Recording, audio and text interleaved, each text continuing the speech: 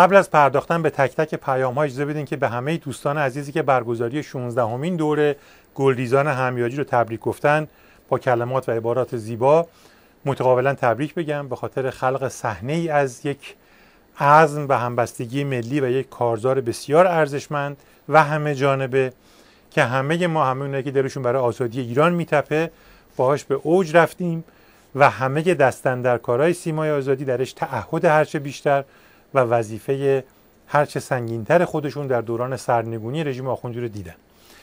رسول عزیز از کالیفرنیا، محمد و علی نژادی، طنزها و طرح‌های ارسالیتون دریافت شد، خیلی ممنونیم. هوشنگ از همدان این تصویر جالب رو از تابلوی نصب شده توسط انجمن اسلامی باغ وحش تهران فرستاده که نوشته مقدم طلاب حوزه علمیه قم به باغ وحش را گرامی می‌داریم. فکر کنم بدون شرح دیگه.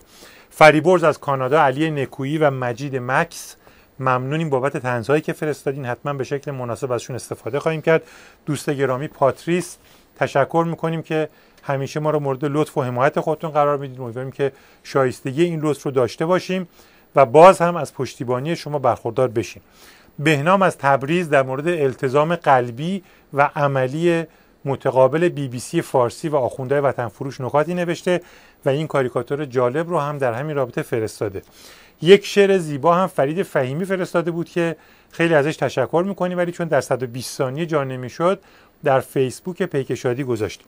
آیدین چند قسمت از خطبه‌های نماز جمعه ملا حسنی نماینده رودستمونده خامنه‌ای در ارومیه رو فرستاده و نوشته باور کنید اینها جوک نیست، اینها عین صحبت‌های خودشه که تازه ویراستاری شده و در کتابی درج شده. بعدم درخواست کرده که هر چند هفته یک بار طنزهایی در همین مورد داشته باشیم. ما هم گفتیم چشم.